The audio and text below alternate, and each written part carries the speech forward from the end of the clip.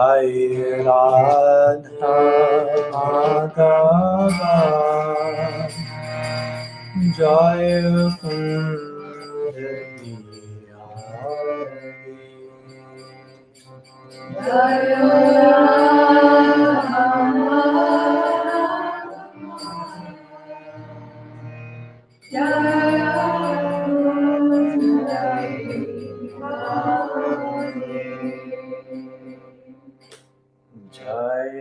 Radha Madhava Jai Kundari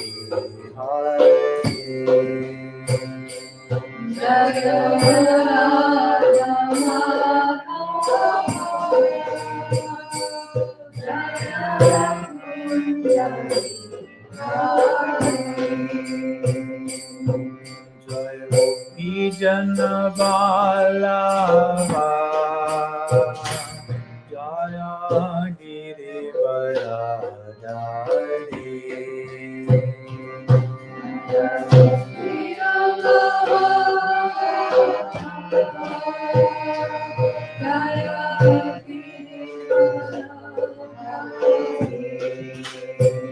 Jaya Gopi Jana Vallabha Jaya Girivardhari Jaya Gopi Jana Yashodanandana Jaja Janarandana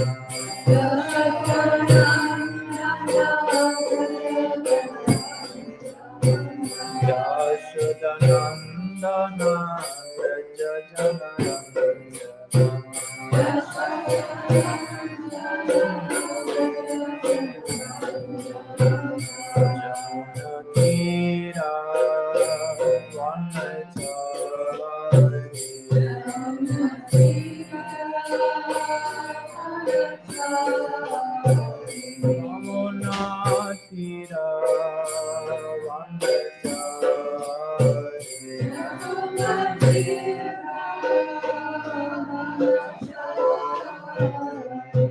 Jaya Radha Madhava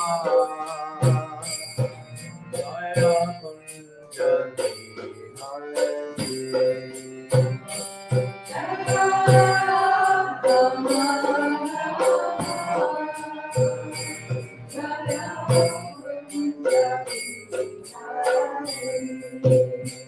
Jaya Radha Madhava Jaya Kundari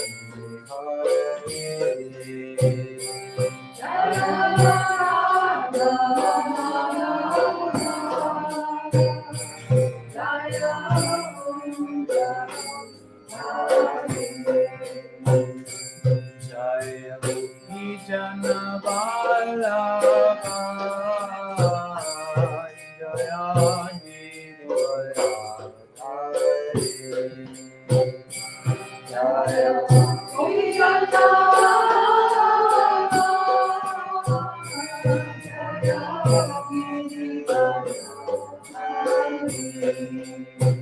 Jaya Gopi Jana Vallabha Jaya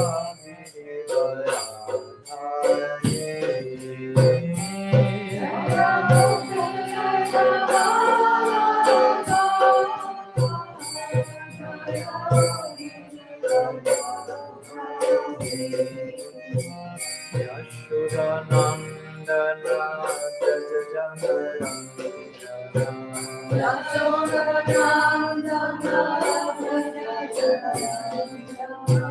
Yashodanandana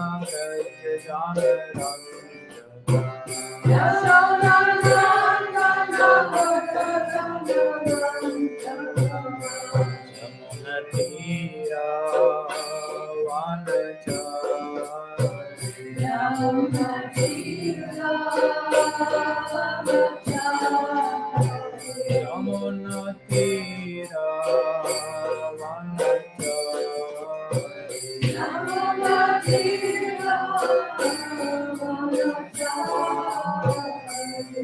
Jaya Radha Madhava Jaya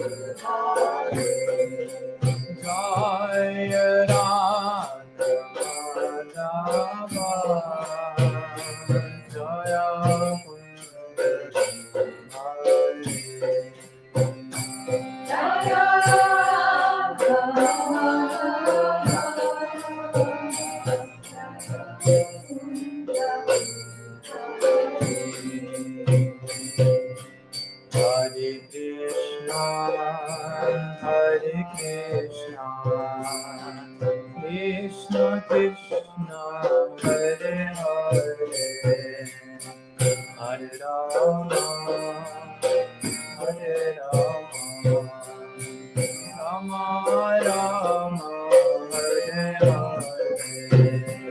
Hare Krishna, Krishna Krishna, Hare Hare, Hare Rama, Hare Rama, Rama Rama, Hare Hare. Hare Krishna, Hare Krishna, Krishna Krishna, Hare Hare, Hare Rama, Hare Rama, Rama Rama, Hare Hare. Hare Krishna, Hare Krishna, Krishna Krishna, Hare Hare, Hare Rama, Hare Rama, Rama Rama, Hare Hare. Hare Krishna, Hare Krishna, Krishna Krishna, Hare Hare, Hare Rama, Hare Rama, Rama Rama, Hare Hare. Hare Krishna, Hare Krishna, Krishna Krishna, Hare Hare, Hare Rama, Hare Rama, Rama Rama, Hare Hare. Hare Krishna, Hare Krishna, Krishna Krishna, Hare Hare, Hare Rama, Hare Rama, Rama Rama, Hare Hare. Hare Krishna, Hare Krishna,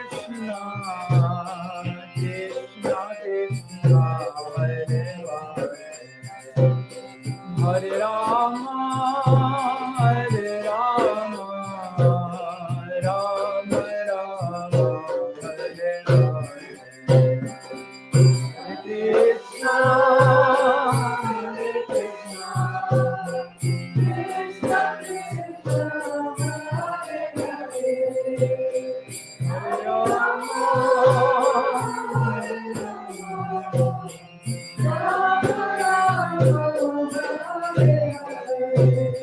Hare Krishna, Hare Krishna, Krishna Krishna, Hare Hare, Hare Rama, Hare Rama, Rama Rama, Hare Hare.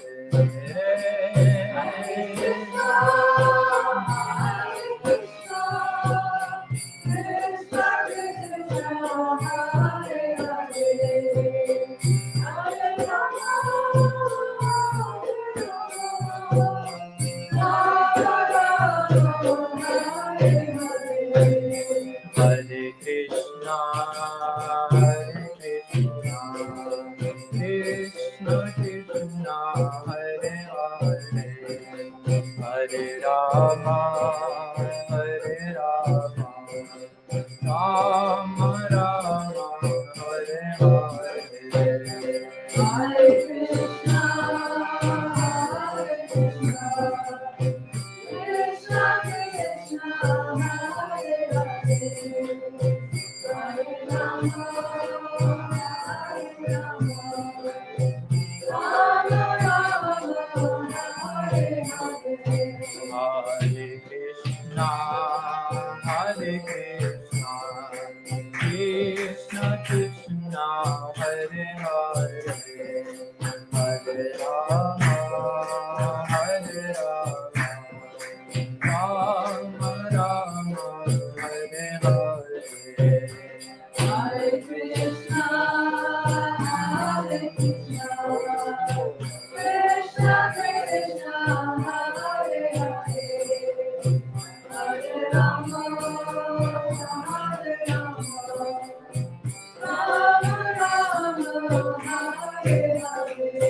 Hare Krishna, Hare Krishna, Krishna Krishna, Hare Hare, Hare Rama, Hare Rama, Rama Rama, Hare Hare, Hare Krishna, Hare Krishna, Krishna Krishna, Hare Hare.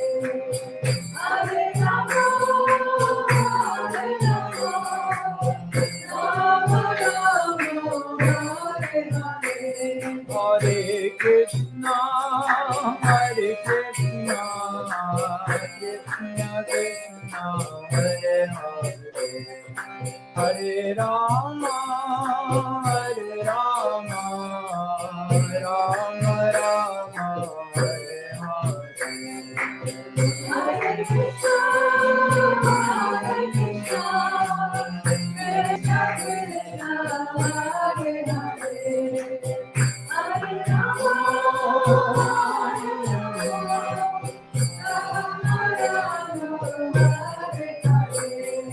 Hare Krishna, Hare Krishna, Krishna Krishna, Hare Hare, Hare Rama, Hare Krishna, Krishna Krishna, Hare Hare, Hare Rama, Rama Rama, Hare Hare. Hare Krishna, Krishna Krishna, Hare Hare, Hare Rama,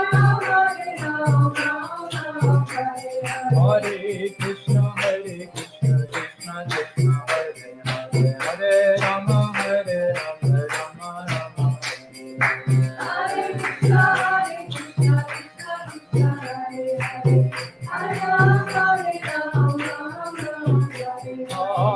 Krishna, Hare Hare, Hare Rama, Rama Rama, Hare Hare. Hare Krishna, Krishna Krishna, Hare Hare, Hare Rama, Rama Hare Hare. Krishna, Hare Krishna, Krishna Krishna, Hare Hare, Hare Rama, Rama Rama, Hare Hare. Hare Krishna, Krishna Krishna, Hare Hare, Hare Rama,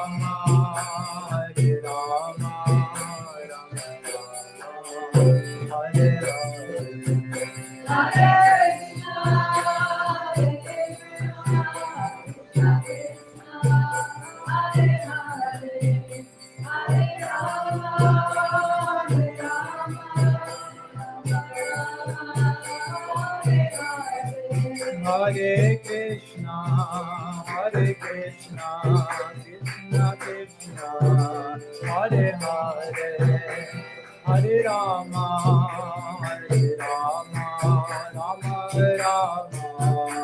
Hare Krishna, Krishna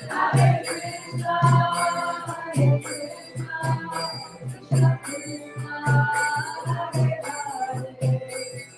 Hare Hare, Hare Rama, Jaya Radha, Gopinath Radha, Gopinath Radha. Jaya Radha, Gopinath Radha, Gopinath Radha. Jaya Radha, Gopinath Radha, Gopinath Radha. Jaya Radha, Gopinath Radha, Gopinath Radha. Jaya Sachinandan, Jaya Gora Hari, Jaya Sachinandan, Jaya Gora Hari. Jaya Sachinandan, Jaya Gora Hari, Jaya Sachinandan, Jaya Gora Hari. Jaya Sachinandan, Jaya Gora Hari, Jaya Sachinandan, Jaya Gora Hari. Jaya Sachinandan, Jaya Gora Hari, Jaya Sachinandan, Jaya Gora Hari. Jai Gaura Hari Bol, Hari Bol, Hari Bol, Jai Gaura Hari Bol. Jai Gaura Hari Bol, Hari Bol. Nitai Gaura Hari Bol, Hari Bol, Hari Bol, Gaura Hari Bol. Jai Gaura Hari Bol, Hari Bol, Hari Bol.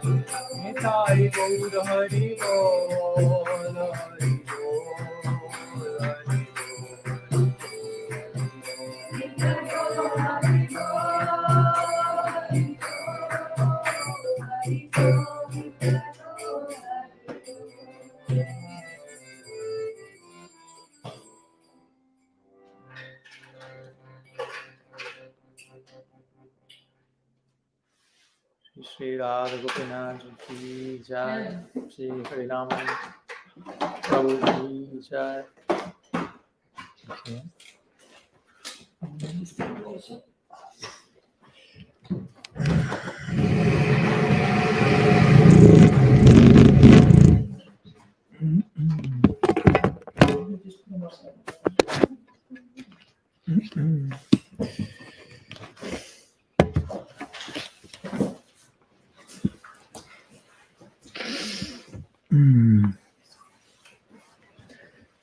Jnanatimirandasya Jnanam Janashalakya Chakshurunmilitam Yena Tasmai Shri Gurave Namah Namastrishtam Manumapi Satchiputram Matrasvarupam Rupam Tasya Grajamurupurim Matarim Goshtavatam Radha Kundam Girivaram Maho Radhikamadhavasan Tapto Yasha Pratita Gripaya Shri Gurum Tamnatasmi Mancha Kalpatarubhyasya Kripa Sindhuvyaivacha Patitanam Pavanebhyo Vaishnavebhyo Namo Namah Nikhilashruti Mole Ratnamaladiti Nirajita Padapankajanta Aji Mukta Kulairupashyamanam Paritashtam Harinam Samshrayami Narpita Charim Chirat Kirunayavatirna Kalu Shamar Paitamanatoj Balarasam Sabhakti Srim Hari Purata Sundara Dyuti Kadamba Sundipita Sada Hridaye Kandharesh Purato Vasachinandana Ajanulambita Bhujjo Kanakavadato Sankirtanaya Kapitaro Kamalaya Takshu Vishwambaro Dijavaro Jugadharma Palo Vande Jagat Priyakaro Karunavataru Ladini Shakti Sarupa Gauranga Shuridaya Cha Bhakta Shakti Pradhanaya Gadadhara Namastate He Krishna Karuna Sindhu Dina Bandho Jagatpate Gopesha Gopika Kanta Radha Kanta Namastate Radhe Vrindavanadishe Karunamrita Vahini Kripaya Nijapadabja Dashanmahim Pradiyatam Bhaktya Vihinaya Aparadha Lakshaya Shiktashtakamaditarangamadhye Kripa Maitvam Sharanam Prapanam Vrinde Namaste Charanarvindam Vrinde Namaste Charanarvindam Srila Gurudev ki jai, Shriman Mahaprabhu ki jai, Shri Harinam Sankirtan ki jai, Shri Shri Radha Gopinath ji ki jai, Shri Krishna Balaram ki jai, Grantara Srimad Bhagavatam ki jai, Shri Brahma-stuti ki jai, Gaur Bhakta Vrinda ki jai, Gaur Premanand Hari Bol. So, Pranam to all. Welcome. Again, thanks so much for your ears, which are pretty valuable. As one Srila Prabhupada Bhaktisiddhanta will say to his followers, the only thing I'm asking for you is your ears. Don't give me anything else but your ears. But he knew, and that's the entry point, and everything else follows. So we are caught from our ears, if you will, and the heart follows, basically. So the fact that you are willing to lend your ears for a few hours, that speaks about how willing you are to open your heart and let it be affected by Harikatha, basically. And of course, that implies our whole system, our whole existence will be transformed by that experience. So it's not just sitting and hearing some words, but it's the willingness to be transformed, basically. So if all of you have that willingness, for sure, that will create some effect on me, and that will be my good fortune. So due to your willingness to be transformed, I pray that something of those I may be sprinkled with some of that willingness from your side. So today we are continuing with our series of lectures on Sri Brahma-stuti that began some months ago, but here in Alatra we began them yesterday. We continue with them yesterday. We studied verse 14, and today we will continue with verse number 15 of the prayers of Brahma after his divine bewilderment, if you want to put it like that, after Krishna is exhibiting this extreme degree of majesty in the Braj, and Brahma is realizing not only the mistake he made, but actually who Krishna is and who he is in relation to Krishna. He already met Krishna at the beginning of creation, and he got to know Krishna on some level, but now he's realizing further, if you will, layers of his Istadev. This is something similar to what happened to Uddhava. When Uddhava was the friend and minister and personal secretary and devotee of Krishna's and whatnot, but when he went to Vrindavan, arguably to send a message to the Brajavasis and eventually realizing here there is a message for me actually, while witnessing and while discovering the love of the Brajavasis for Krishna, he himself discovered a new Krishna in that love.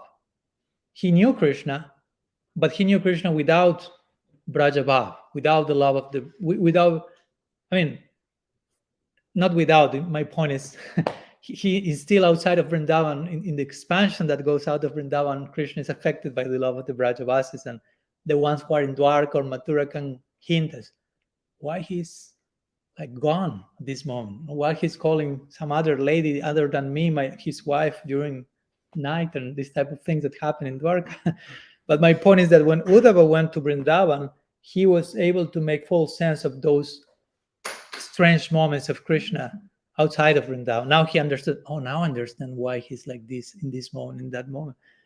Now I can fully understand. And now I'm getting to discover a new Krishna here. My experience of Krishna is being maximized in connection to the Brajavasi. So Uddhava will return them from Vrindavan to Krishna with a refreshed, upgraded experience of who Krishna is, and at the same time of who he is in relation to that new Krishna. So something similar is happening to Brahma here. He met Krishna in the beginning of creation. He expressed something, there was some interaction, but eventually after a few years, quote unquote few, now Brahma is realizing other layer of who Krishna is. And eventually, simultaneously, he's realizing another layer of who he can be in relation to who Krishna is. In other words, he's having a further glimpse of his prospect and potential as a Krishna Bhakta. And he's expressing his wonder and his newly discovered treasure in all these prayers, one after another, as we were speaking yesterday. One after another, all these 40 prayers, Brahma is experiencing a higher and higher and higher degree of epiphany and realization and chamatkar, astonishment, and who he Krishna is and who I am in relation to him. And the next verse, there is something more, and the next verse, there is something more. And in this way, we are expected to get closer and closer to Krishna ourselves. Through each prayer, through each round, through each bead of the Japamala. Not to go neurotic, but ideally, we should be in a progressive mentality, in a progressive mood. May my japa today may be better than yesterday. Maybe this round today may be better than the previous round. Maybe bead today, maybe today at this moment, may be better than the previous bead. Again, not in a calculative, neurotic way, searching for perfection from an egoic side, but from a healthy concern about getting closer to the object of my affection. And of course, the bhakti marg, the bhakti process has the potential to allow that to happen. We have to allow ourselves for that to happen in us. So that's the work in progress of us as sadhakas. Anyhow, so I will make a brief review of what we saw yesterday for those who were not here, and especially for those who were here. I won't be asking you some questions or anything, don't be scared, but just so all of us can have a brief recap, because yesterday's verse in special was a very important one, verse number 14, in which basically the main theme of the verse, if you want to put it like that, was God is an aspect of Krishna. Try to hear again, because maybe we are accustomed to hear Krishna is an aspect of God. No, God is an aspect of Krishna. That's one of the conceptual jewels that the Bhagavatam is giving us. If you are able to dive deep into the ocean of the Bhagavad, you can discover this type of jewels by proper Sangha. That we were speaking the other day with some devotees. No, you can remain, you can jump into the ocean of bhakti, but you can just remain floating on the surface and tasting salty water. No, it's something. It's already the ocean of bhakti, but beyond or beneath, how to say, beneath the salty surface, there is a sweet depth composed of very valuable jewels of realizations and conclusions. But you need to know how to swim to those depths. You have to be an expert swimmer. You have to have an oxygen tube. So somehow proper Sangha is that oxygen tube that is giving us air, oxygen, pran, life, pranada. That's one of the meanings. Pranada means giver of pran, basically. So we could understand that as, without the sadhus, I will drown in this ocean. I don't have capacity to go too much to the depth, because I need to, and I go back to the salty surface. I'm alive, but everything's relatively salty. So the sweet jewels in the depths of the ocean will be only accessed by the oxygen tube of Sadhu Sangha and the commentaries of our Purvacharyas who accompany us and give us the required pran, so we can grasp those. So in this, one of these ones is God is an aspect of Krishna. Krishna is tu Bhagavan Swayam. Basically, that's the implication of that. So in yesterday's verse, Brahma is re-establishing this principle, Krishna is tu Bhagavan Swayam. So I'll read the verse, the English translation only in this case, some few words, and then we go to today's verse. So Brahma said, "Are you not the original Narayana, O Supreme Controller? Since you are the soul of every embodied being and the eternal witness of all created realms, indeed, Narayana is a portion of yours. And he is called Narayana because he is the generating source of the primeval water of the universe. He is real, not a product of your illusory Maya." So, this is a verse. And Brahma here is presenting a rhetorical question. Are you not this? Of course you are. That's the implication. In other words, there's, of course, we explain different levels of meaning of this verse. One level, Brahma is saying, of course you are Narayan. No, there is no difference between you and Narayan. Narayan is not you. You are Narayan. Narayan is included in you, in one sense. But you are not included in the Narayan version, if you want to put it like that. But also the word he, certainly, also according to some acharyas, means, okay, you are Narayan, but in one sense, you are not Narayan. In the sense of you are beyond Narayan.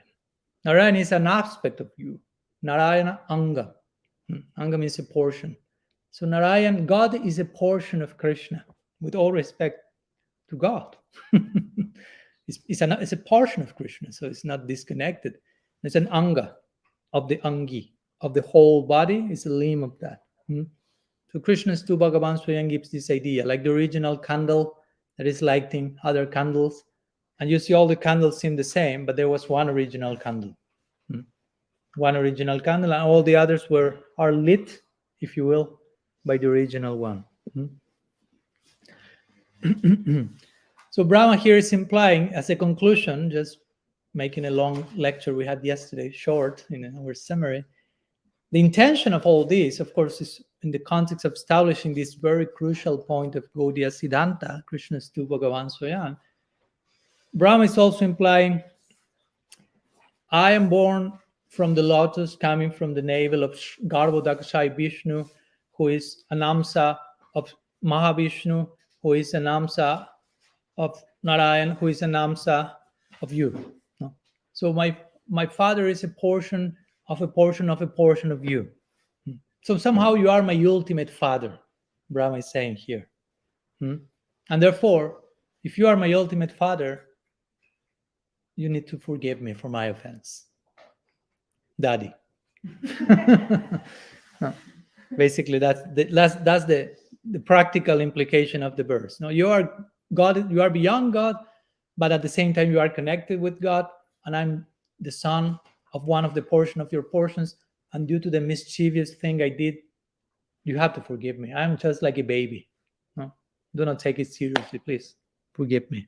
And Brahma is crying, remember, at the feet of Krishna. He's not just relaxed speaking from an ego platform. Hey, forgive me, daddy, or something. But he's really meaning that.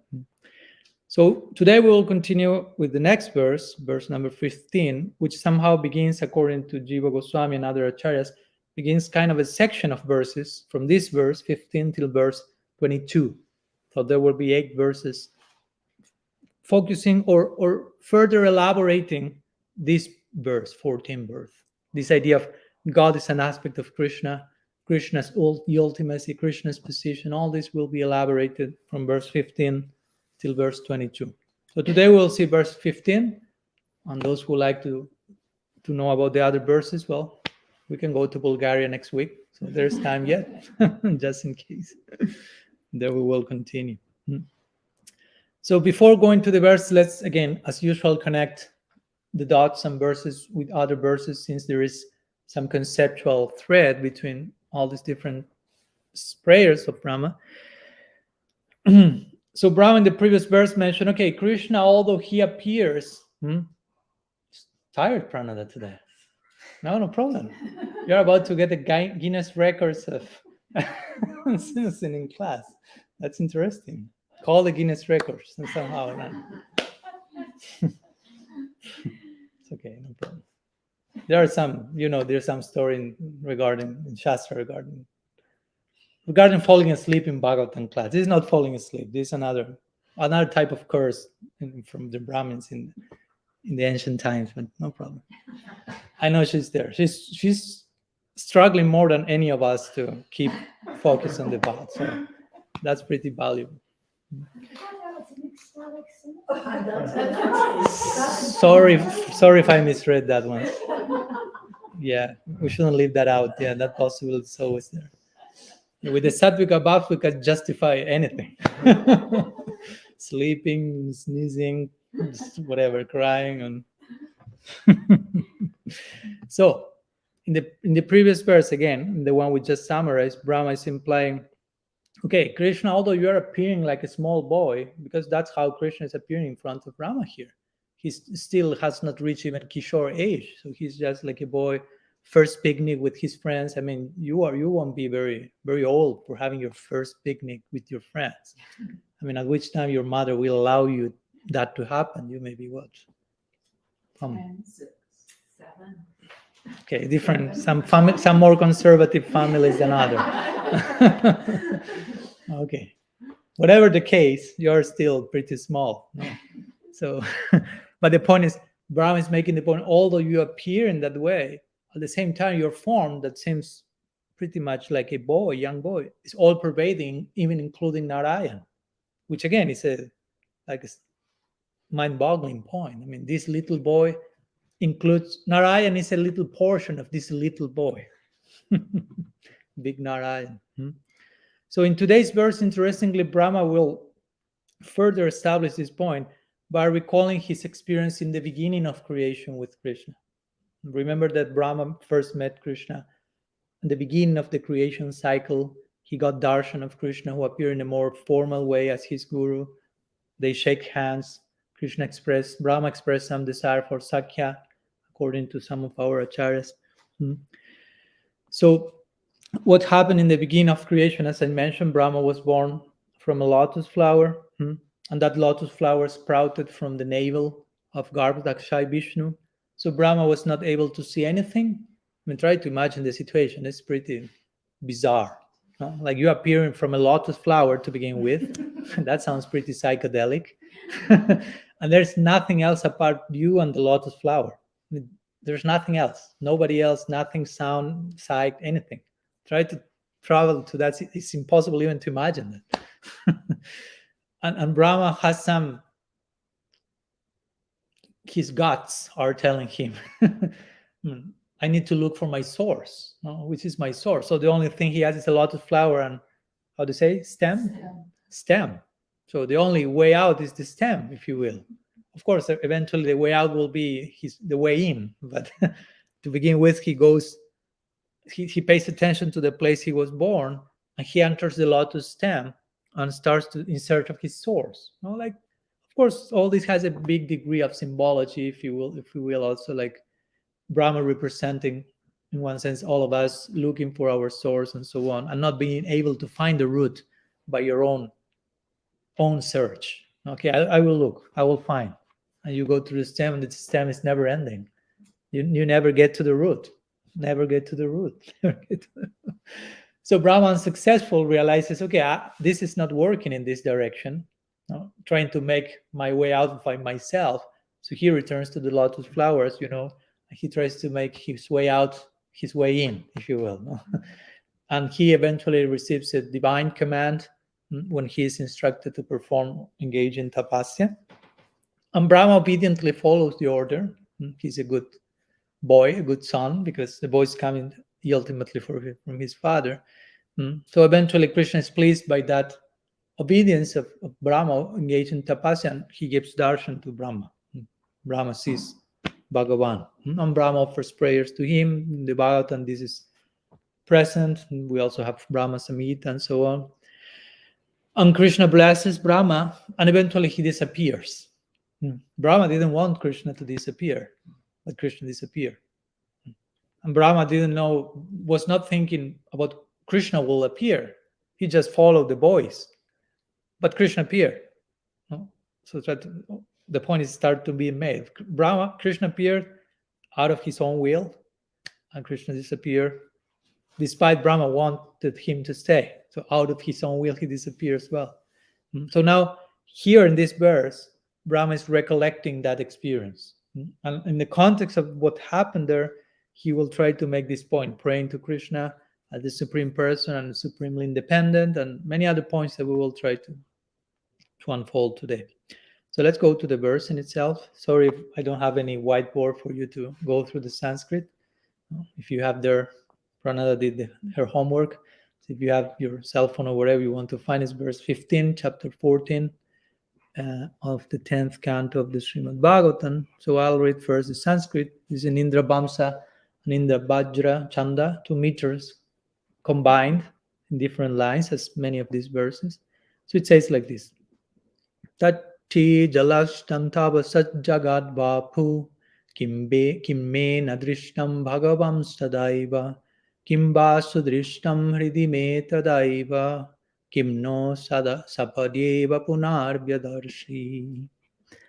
So let's go to the English translation. Brahma is saying, my dear Lord, if your transcendental body, which shelters the entire universe, is actually lying up on the water, then why were you not seen by me when I searched for you? And why, though I could not envision you properly within my heart, did you then suddenly reveal yourself? And why could I not see you again immediately thereafter? So maybe we follow the same point that we were introducing now. He's making first the point, your body is transcendental. Or he basically speaks in rhetorical way. If your body is not transcendental, like some people may say, he's not saying that, then how the whole universe is sheltered there, and where I was looking for you, I was not able to find you, and so on. So he will try to make this point about Krishna's form he will refer to Narayan's form or Vishnu's form as transcendental, without touching Krishna's form. But he already made the point. All the Vishnus and Narayan are a part of you. So you have to understand and follow the context. So if I say, I don't know, this person is an expansion of this person, B is an expansion of A, and then I say B is transcendental and so on. I mean, if that's going on with B, it applies much more with A. So here Brahma is saying that, making that point. First he said, Narayan is your portion, and now he starts to speak, Narayan's body is transcendental, and because that was his most immediate experience with Garbhodak Sai Vishnu and so on. What to speak of? That's what we call sometimes Kaimutya Nyaya. Kaimutya Nyaya means you say something and then like this, what to speak of this? No, I don't know. For example, in Bhagavatam, Ajamil, he's delivered by the Vishnu Dutas by chanting Namavas only.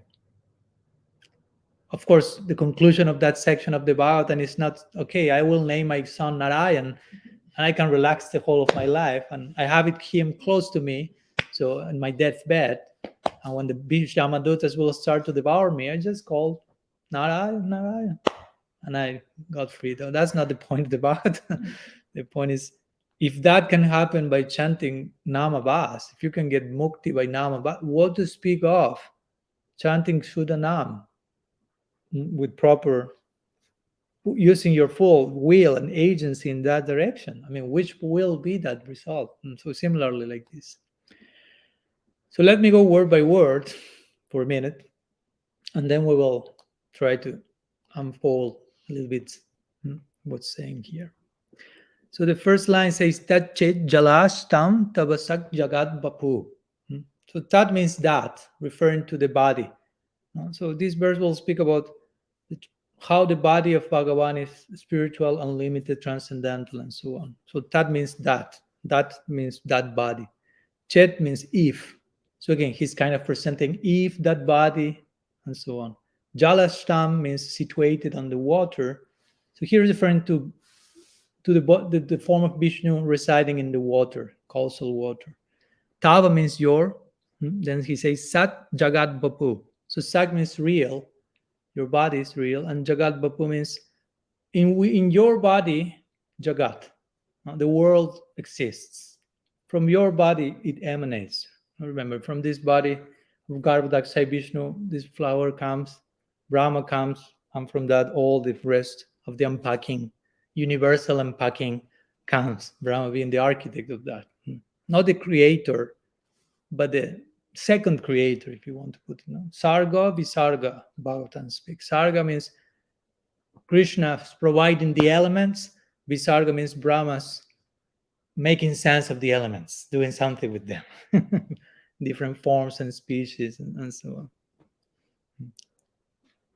Second line says, Kim me nadrishtam bhagavam stadaiva.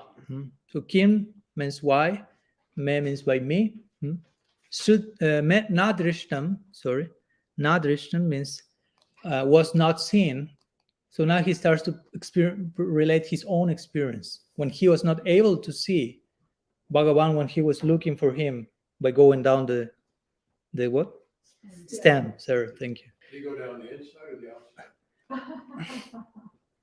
Which version you like the most? Well, if you couldn't, seems like it'd be inside. Yeah. That's why he couldn't see. Yeah. Why did he go inside? Because he couldn't get to the outside of the petals? I don't know. You have to be born as Brahma and find it for ourselves. Yeah, I would say that whether he went inside or outside, he was not able to find his source. I mean, whether if he will do one thing or the other, it was beyond his reach. No, it's not that actually it's because he was inside the stem that he couldn't see, but actually Vishnu was outside. And so the idea is he really looked, he really searched. I mean, he really searched. And that's an important point. And of course, that we have to take clear. Ambhayabhyatireka says the Bhagavatam also. Krishna said that to Brahma in the Chaturshloki. We have to look for this truth both directly and indirectly, like implying in every single possible way. If you are a sincere seeker, you will be searching and searching and searching. Of course, understanding it not only depends on my search, but I have to do my part. Like the Bhagavatam describes the proper spirit of a disciple. Tashmat gurum prapadyeta jignashu shreya uttamam. The disciple is jignashu shreya uttamam. He is atato brahma jignashu. He's an inquirer. You say inquirer? I mean, that's nothing strange that the main character, one of the two main characters, if you want to put it like that, of the Srimad Bhagavatam is Parikshit Maharaj. And the very name Parikshit means the examiner. Pari Ikshi. Iksha means to look, and Pari means in every direction. So Parikshit means he was looking in every direction for that person that he saw in the womb of his mother. Remember, he had darshan of Krishna in the womb. He was protected by Krishna from the Brahma-stuti sent by Ashwata. And after seeing Krishna, the only question he had is, where is that person again? So he just went out of the womb and he will inquire and examine each person. Are you that person? No. No. I'm looking here and there, desperately looking for that. So that's a way, and Parikshit is the model of the disciple that the Bhagavatam is presenting, basically. Shukadeva is the guru, Parikshit is the disciple. So that's saying something. You follow my point? That's one of the many things the Bhagavatam is trying to make to us. Okay, you want to be a disciple? Here you have a disciple. He went get up. I mean, both guru and disciple, as we know. Sukadeva Goswami went out of the womb and he just ran into the forest. So Parikshit Maharaj went out from the womb and he started to inquire, where is Krishna? Where is Krishna? So this is the standard that the Bhagavatam wants to do. Right from the womb, ideally, if possible, start your inquiry, jignasa. Atato Brahma jignasa means right now inquire about the absolute. Right now, not tomorrow, not later, not yesterday. Now you understand the necessity of that. So yeah, Brahma was seriously inquiring. That's the point. But of course, at the same time, part of his seriousness unfolded in the form of his realizing, no matter how serious I am, it does not depend it's not all about me, all about my own seriousness. There's some point where if the absolute doesn't want to reveal to me, I cannot force that to happen. So that shows the result of his seriousness in the inquiry took him to that realization. Anyhow, I'm going through the word by word here. So, Nadrishtam Bhagavan Tadaiva. So, Bhagavan means Bhagavan, referring to Krishna, and Tadaiva means Tadaiva, right at that time. So, why did I not see you right at that time when I was looking for you? The third line says, Kimba Sudrishtam Hridime Tadaiva. Then says Kim again. So, why?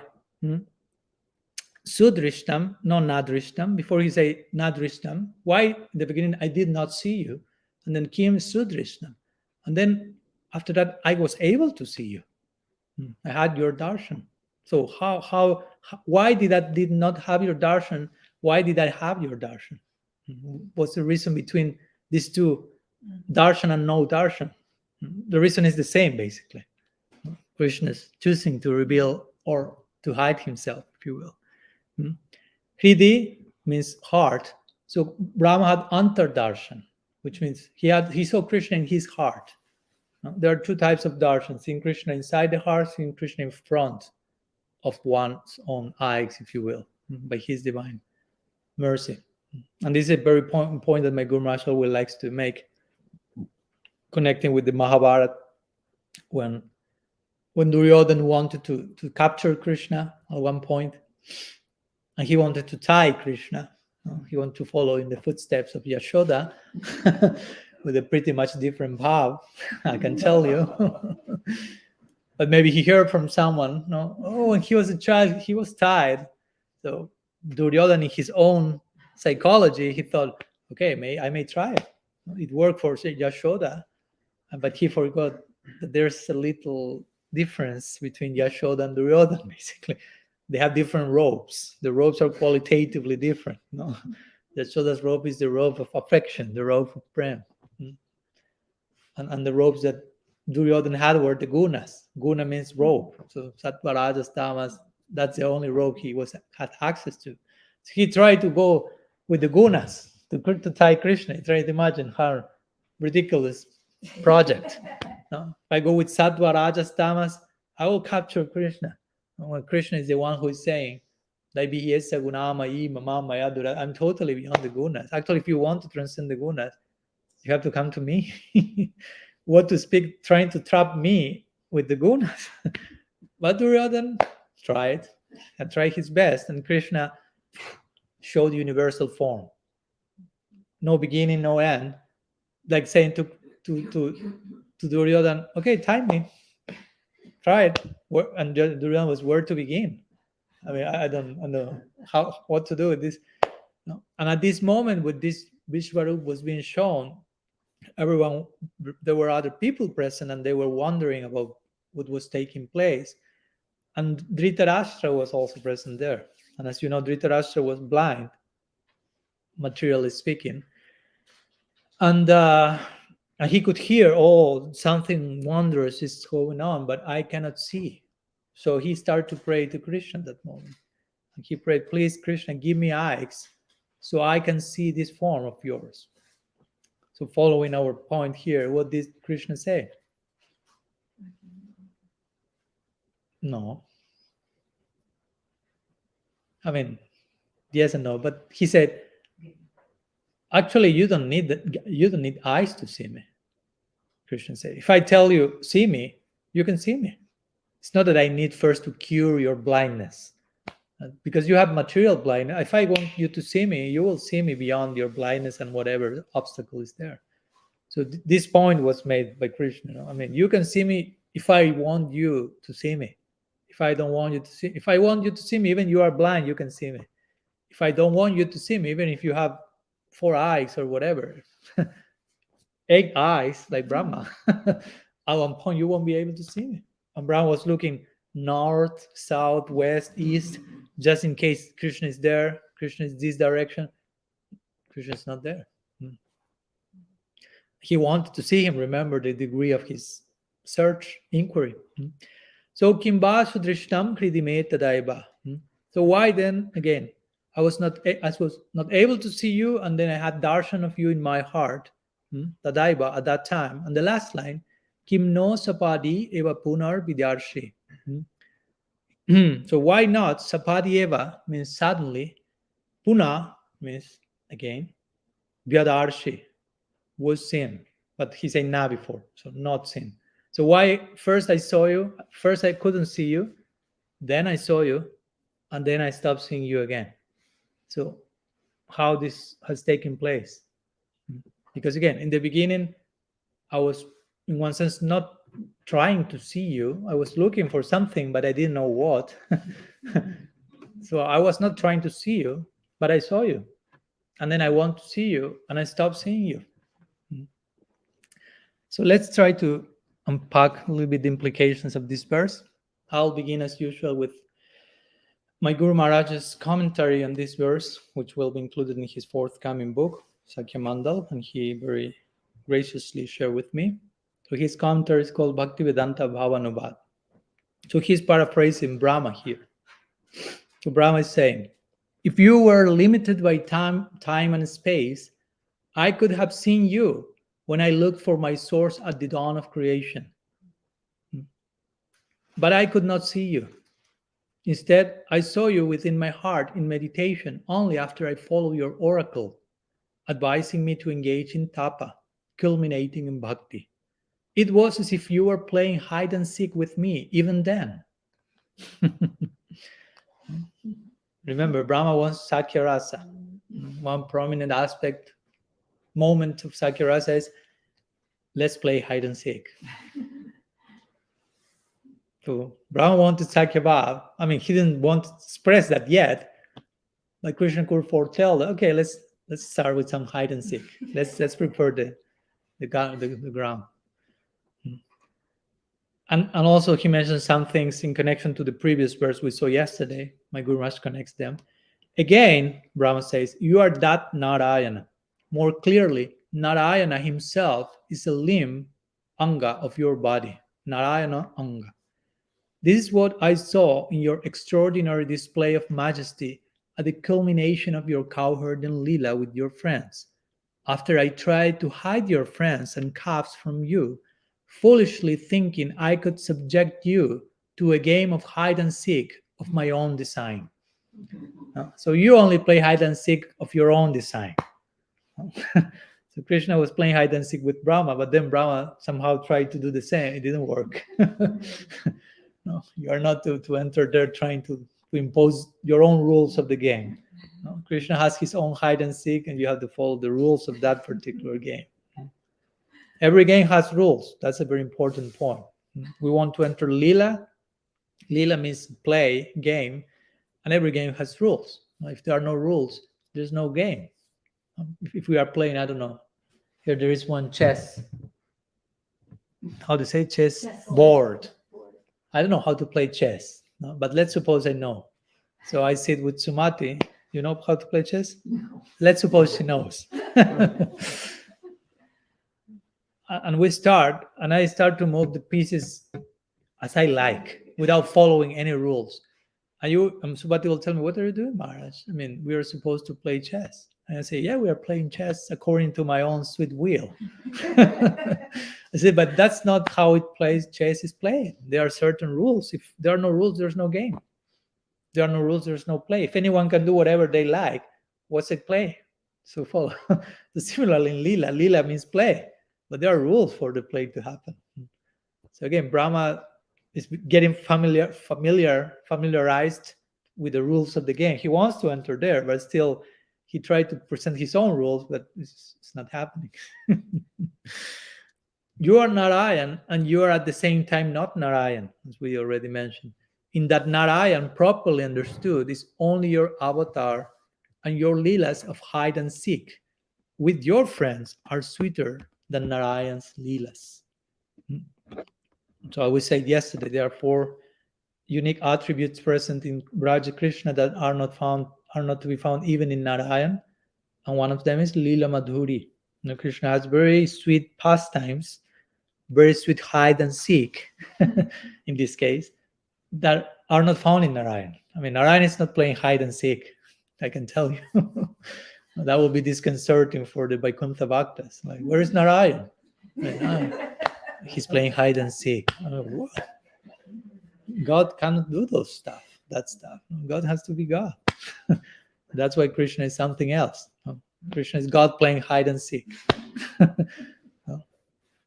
If God cannot play hide and seek, then we need something else, something beyond God, and that's Krishna. There, hide and seek finds its place, basically. So those are the few words of my Guru Maharaj while commenting on this particular verse. So now let's go to the ancient commentators of the Bhagavatam, beginning with Sridhar Swami and going through Srila Sanatana Goswami Pad, Jiva Goswami, and Vishwanath Chakravarti Thakur.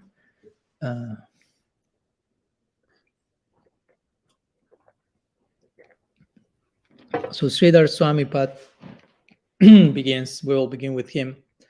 And in his Bhavarta Deepika, he basically is paraphrasing the verse. Many times our church will do that in the commentary. Sometimes they will basically repeat the verse in their commentary, which is not redundant. I mean, it's important to remake the point with some slight adjustments. So Sridhar Swami repeats the verse in his commentary, and then he mentions that the gist of the verse is the delimitation of your murti in a particular location is not real. That's the words that he uses for what Brahma is meaning in this verse.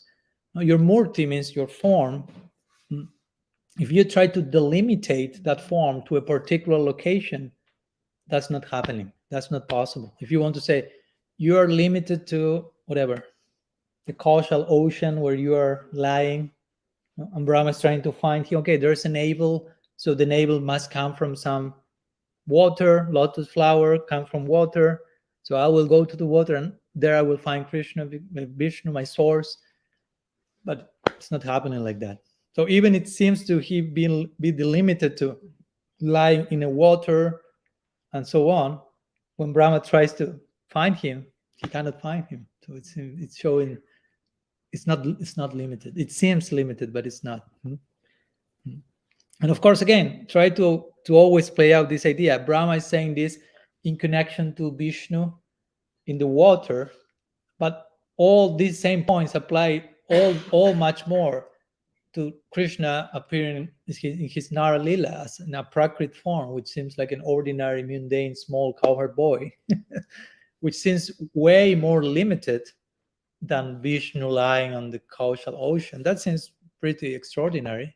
although one may think that's even limited, it's not. But Krishna seems like ultra limited, ultra ordinary, as my Guru Maharaj likes to say. Vrindavan seems very small in size, but it's very big in affection.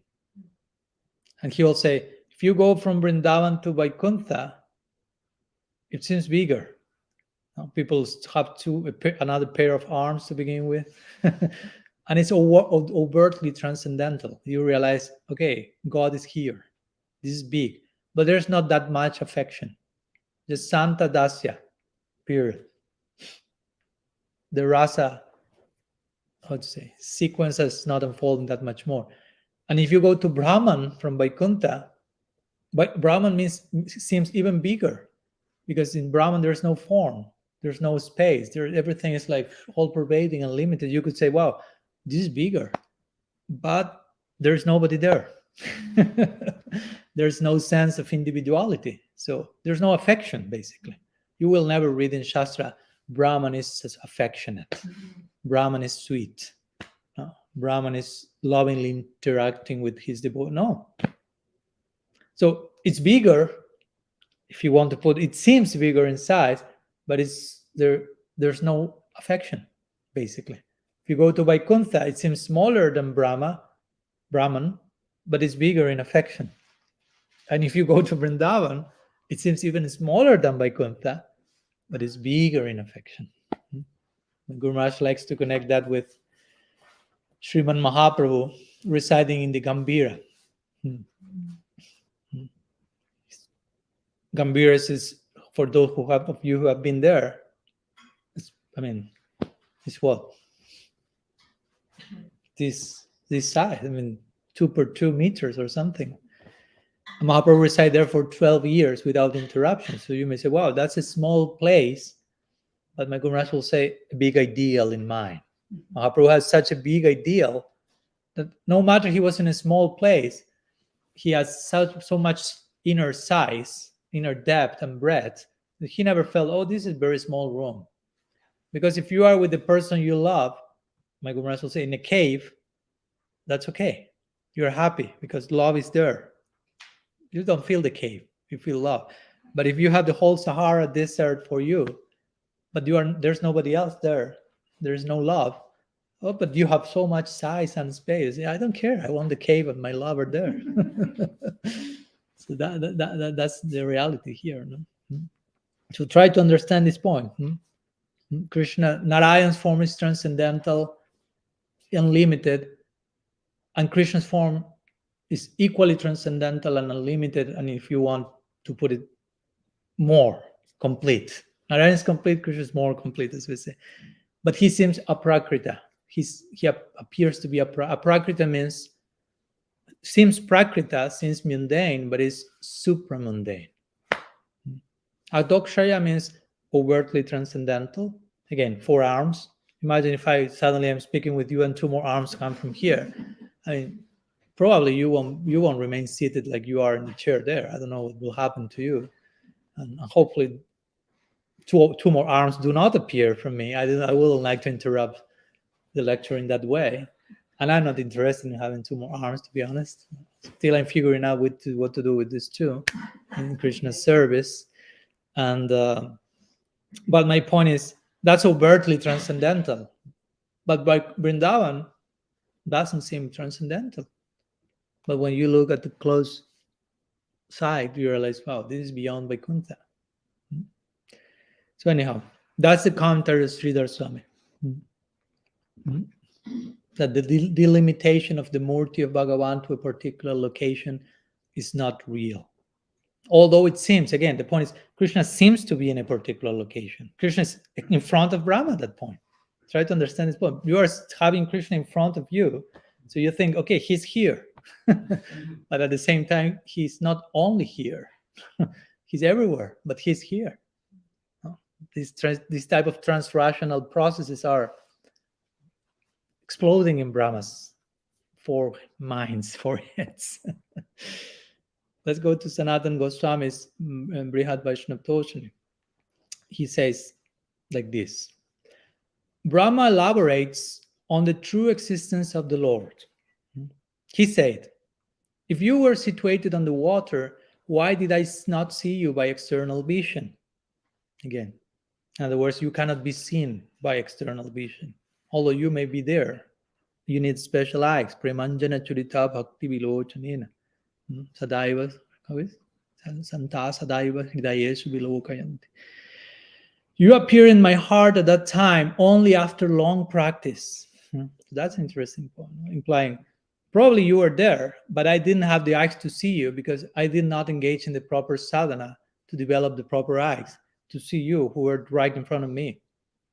That's the point. I mean, the idea is Krishna is there, but unless you go through sadhana, you won't attract the specific mercy and prepare your heart to realize, oh, he's there.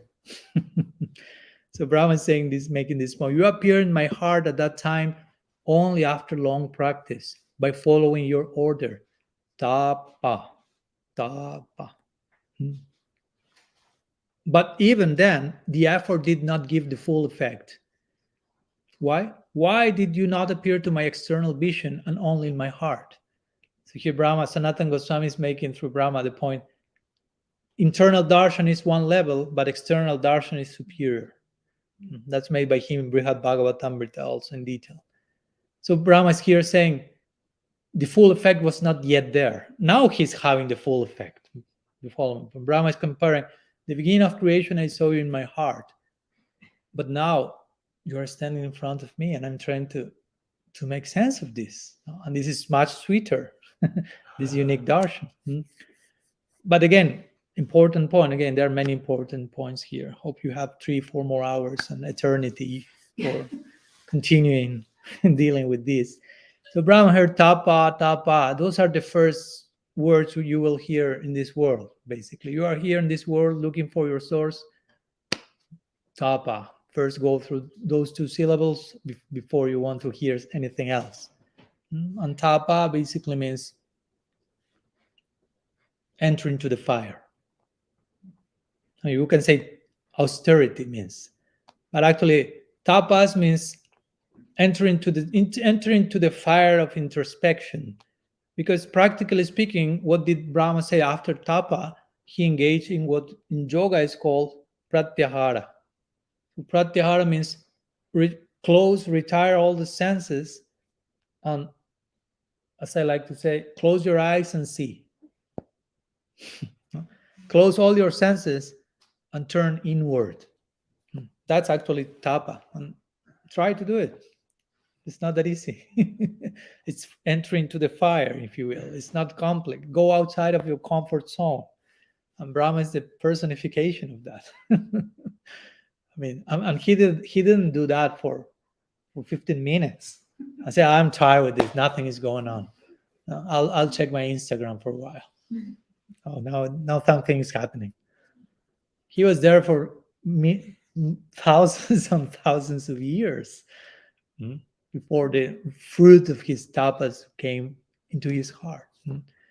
So that's the point. You are in this world, understand this is about tapasya. But sometimes the devotees will say that in a way that seems just, okay, you are in this world, you have to engage in tapasya. Yes, but what does it mean? What's the implication of that?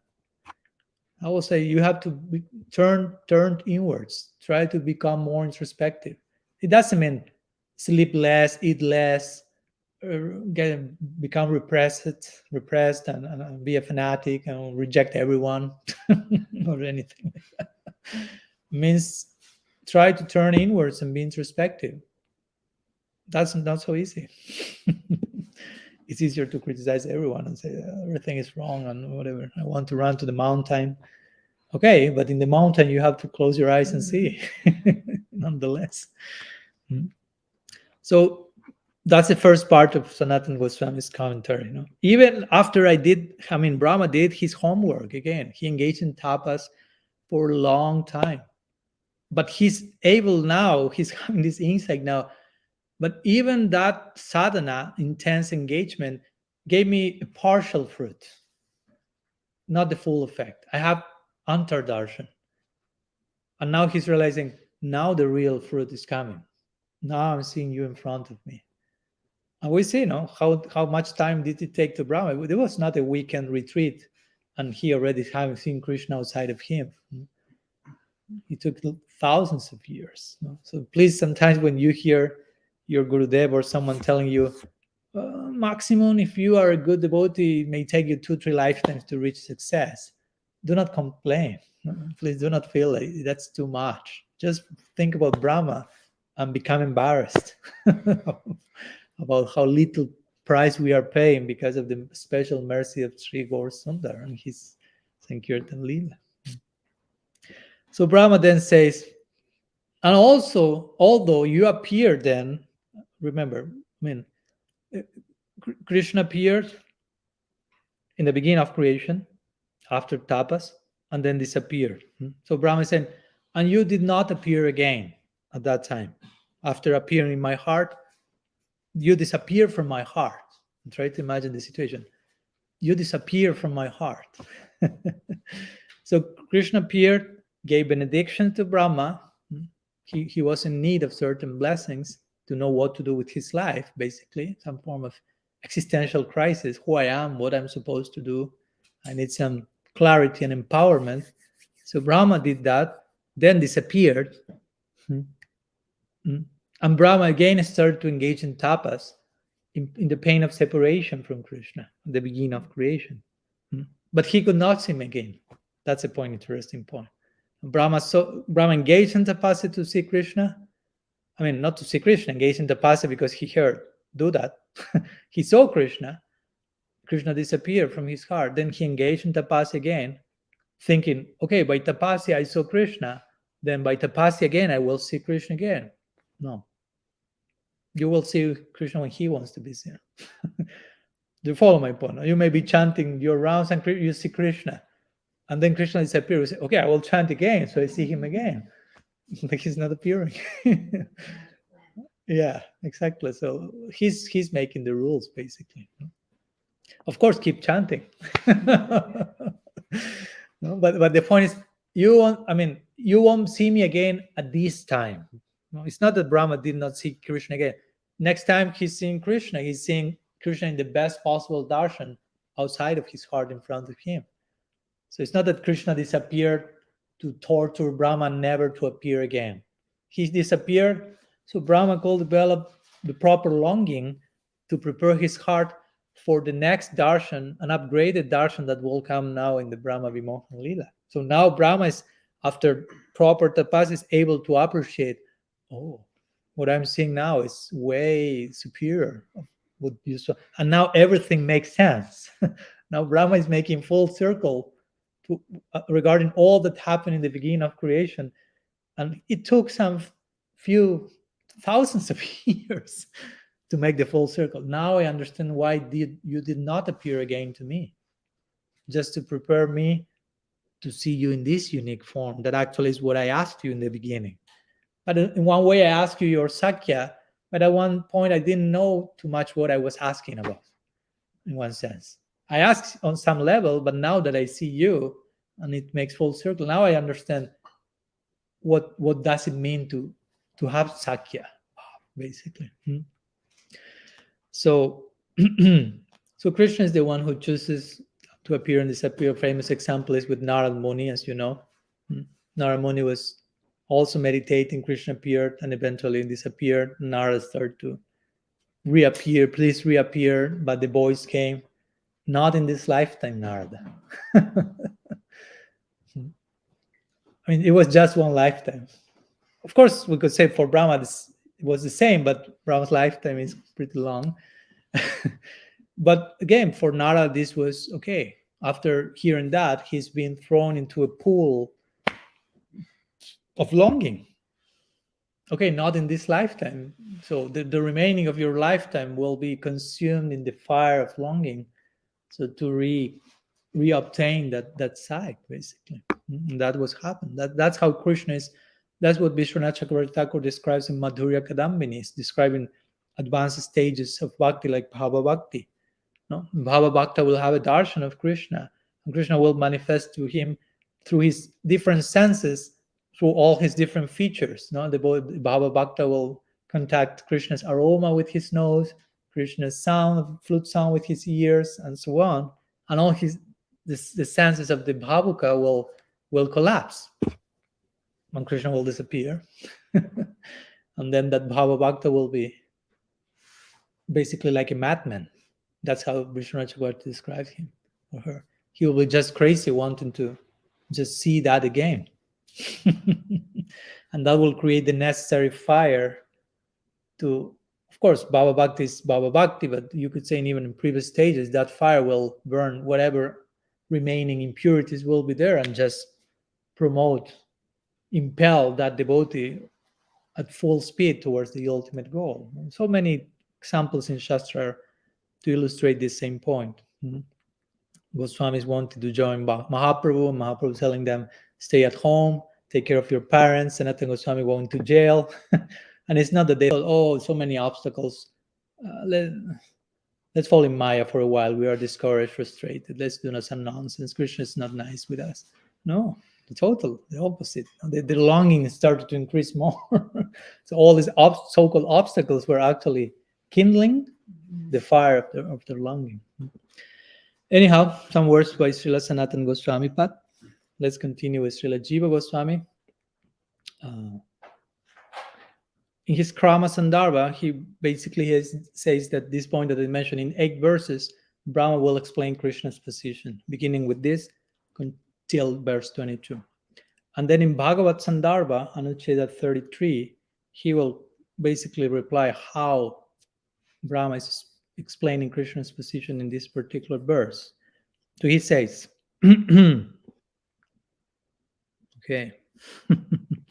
Sri Brahma relates his own experience to prove that the Lord's body cannot be limited by water or other elements. Remember, he previously referred to him as Narayan, Mahavishnu, Kaushal waters. So Brahma is saying, if it is true that your form of Narayan, the support of the universe, was situated on the water in this way, like delimited by being situated in the water, as we may think of, my Lord, O possessor of inconceivable potencies, then why was I unable to see it when I entered the path of the lotus stem and searched for it for a full 100 years? And again, that's pretty long time. So full 100 years. And if your Narayan form were a manifestation of Maya or delusion, of course, he's not implying that, but just to make the case that's not happening. But if your form of Narayan, all this about Narayan, which fully applies doubly or triple to Krishna, if that form were a manifestation of Maya or delusion, a mere act of illusory energy, then how is it that after my search, while in pure transcendental consciousness due to perfect trance, I was able to see your beautiful Satchidananda form? Like implying, I saw you in trance, so you cannot be Maya. Your form cannot be illusory. If something is seen through the eyes of Samadhi, that means you are beyond the filter of Maya. So I saw you in Samadhi, that means your form is not Mayic. No? And in that form, if that form was material, then why was I not able to see it again instantly after my trance ended? Therefore, my conclusion is that your Narayan form is neither illusory nor limited by space. So again, the Kaimutya or the what to speak of is, if this is applicable to you as Narayan, what to speak of this form of the origin of Narayan that I'm beholding here, Krishna. In other words, the implication, if Bhagavan only exists in the water, is delimited to that particular location, Brahma will have found him eventually. But he wasn't able to. He searched for many years. And so, again, the point is, Bhagavan cannot be attained by one's own endeavor. It's only by Bhagavan's mercy that one can attain, see his form. Which doesn't mean we shouldn't endeavor, but we shouldn't think it only depends on that, because Brahma is showing that point right at the beginning of creation. Like, okay, this is what creation about for all of you who are going to come here. This will happen if you try in this way. You try to see Krishna's form, God's form by your own endeavor. It's not happening. First created being is saying that to all the ones that will come after, if you will. In the Mahabharata, is a similar story. Yudhishthira Maharaj explained that to Bhishma, which is the story of King Uparichar. Do you know that story? Basically, Uparichar was performing a sacrifice for the pleasure of Bhagavan. So Bhagavan appeared in the sacrifice arena to accept the oblations, they say. But only Uparichar could see him. Uparichar was the king doing the oblation. So he could see Bhagavan coming and receiving the oblations, but nobody else. But they could sense that he was there. So Brihaspati was there. Brihaspati was the chief priest, but he couldn't see Bhagavan. So it is said that he became enraged because of not being able to see Bhagavan. And he threw the ladle? Ladle. He threw the ladle into the air in frustration. And he shouted like, why I can't see him. I mean, he wanted to see him, but he couldn't. And he was trying hard, but that's it. But someone else could see him. So it is said that all the assembled devotees tried to pacify Brihaspati, saying basically that neither you nor we can see him at our will, because nobody else could see him. The only one was Uparichar. Only those whom he favors can see him. And in this case, that person is Uparichar.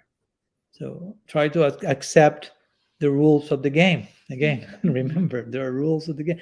This is a descending process. It's called Avaroha Panta. You use that in Indian music. When you speak about the scales, you have the ascending scale and the descending scale. So ascending means Aroha, ascending. And descending means Avaroha. So this applies also to try to reach Bhagavan for your own ascending endeavors. It's not working. To say that whom Ravana wanted to build stairway to heaven. Maybe the song comes from there. Maybe Led Zeppelin studied Ramayana or something. So that's not happening. It's not working. You cannot build any stairway to heaven. But we need the stairway from heaven. Not stairway to heaven. Our song is Stairway from Heaven, which means descending process. From there, stairway is being thrown, and we have the chance to go there. And again, the implications, Sri Jiva Goswami mentions there that furthermore, he says, this implies that if Bhagavan's body were material, Brahma would have seen it during his search. We already mentioned that, by his own efforts, but he couldn't. So it's spiritual. In other words, if you can see something by your own material endeavors, that has nothing to do with mercy, let's say. It has more to do with something is attainable by my own personal efforts. It's just in the realm of justice, what you can attain and deserve, and all this type of quotes that won't make us the winner at the end of the day. So on the opposite, you have mercy, spiritual experience, an effort to attain grace, as my Guru Maharaj likes to put. We have to make effort, but our effort has to be in order to attain grace. You have, for example, when you're praying or chanting, you have to make an effort, but the effort is to enter into the proper mood to pray for grace. But you have to make an effort to feel the need for grace, even. Because sometimes the standard natural, quote-unquote, situation of the conditioned soul is, I'm not in need of grace. Natural, quote-unquote, standard from Bhada Jiva. So we need to make an effort to understand how much in need we are to begin with. That's an effort to realize, to beg for grace. So basically in this verse, Brahma is referring, Jiva Goswami concludes saying, in this verse, Brahmaji refers to Krishna's form, saying, Sudrishta. I clearly saw it. Remember, he had darshan at one point in his heart, meaning that he was not in illusion or in a dream state when he saw Krishna. It's not that I was hallucinating and you appeared. No, he was in samadhi. So samadhi means chitta vritti nirodha. All the mental waves are stopped. All these different samskars and movements in the chitta are not filtering your reading of reality, but you are seeing reality as it is. And in that state of samadhi, Brahma saw Krishna, which means you can be seen through samadhi. That's why the Bhagavatam is spoken by Vyasa in that language, Samadhi Bhashya. I mean, we hear about Krishna from the Bhagavatam mostly. We get to know about that from Samadhi. I mean, we are not maybe in Samadhi, but the Samadhi is extending to us, to the non-Samadhis, the ones who are not in Samadhi, but Samadhi is reaching us in the form of Bhagavatam, in the form of Parampara, in the form of this stairway from heaven. So the Bhagavatam is written in Samadhi Bhashya, which means the language of trance. It's not written in Sanskrit. Apparently it's written in Sanskrit. Substantially it's written in Samadhi. So it's not that by knowing Sanskrit you can understand Bhagavatam. Of course, I'm not against learning Sanskrit, but the point is learning Sanskrit has to facilitate entering to Samadhi, because if it becomes an obstacle to that, I mean, so Vyasa knew Sanskrit pretty well. I mean, he composed whole Vedic literature, but that was not enough. Narada said, go to Samadhi now. He didn't say learn Sanskrit because he already knew Sanskrit. He says, sit in Samadhi. And then Bhagavatam came. So that's a very important point. So the fact that Brahma saw Krishna in perfect trance further means Krishna is beyond the gunas. Again, his body is not material. Try to understand how the Bhagavatam is trying to make this point. Krishna's form is not ordinary, not material, although it seems so. And we may say, no, it's not. This is spiritual. We may take it for granted in the level of lip service. But you have to play out the implications of what you say on a daily basis and really see how much do I believe what I'm saying? How much realization do I have of my own words? How much insight? How much close to Samadhi am I? Okay, we have a few words. Can I transgress a little bit, few minutes? Okay, thank you. Legal transgression. Vishwanath Chakravarti Thakur. Some brief word from Vishwanath Chakravarti Thakur before concluding. So he's saying, he's paraphrasing Brahma also. So Brahma said through Vishwanath Chakravarti Thakur, if your transcendental body is actually situated up on the water, then why couldn't I see you even after searching for a long time in the lotus stem? This is similar to what they say, but he then says, you may answer that you were there, but that I could not see you. But then how could I suddenly see you through meditation and then lose sight of you again? Though you are lying on the water and seem to be localized and therefore limited, you hold all the universes within you and are therefore unlimited. You exist at all times, in all places, but by the covering of your Yogamaya potency, you are sometimes visible and sometimes invisible. So this is kind of a summary of what we have been saying till now. So here the term Yogamaya is invoked. Krishna uses that in the Gita, Yogamayam samamrita, the Bhagavatam, Yogamayam upasrita. So internal potency comes onto the scene, and sometimes facilitating one experience or the other. Let's conclude with two mentions of the word Bhagavan. Bhagavan is the name through which Brahma addresses Krishna in this particular verse, Bhagavan, which means many things, but generally the possessor of all opulences, and it's a name to address God or a great personality. So Baladev Vidyabhushan says that in this connection, the sense of the Bhakti Bhagavan here is, O you whose Aishvarya cannot be comprehended by reasoning. So Brahma is saying this. Now, Brahma is four-headed reasoner. Now, he thinks pretty well, pretty much. He's the topmost scientist in creation. And he's realizing this is not enough. Now, remember, a few minutes ago, his forehead's spinning at full speed after realizing Krishna's two Bhagavan. So yeah. And he saw pretty much, he's speaking about Aishvarya here, because remember, in Brahma Vimohan Lila, he's witnessing the greatest degree of Aishvarya you could possibly imagine. Unlimited Narayans coming like from the pores of the body of one little Krishna. And Brahma is witnessing that, and his foreheads are collapsing, short-circuiting, basically. So your Aishvarya cannot be comprehended by reasoning. The fact that you are in front of me, but that you are everything and everywhere at all places and times, and at the same time you appear localized in a half-medium form, having a picnic. Brahma is like, wow. So we should get these types of insights in our bhajan. We have to, I mean, all the things that sound incredible, we should realize all of them. Although, of course, our ultimate goal is to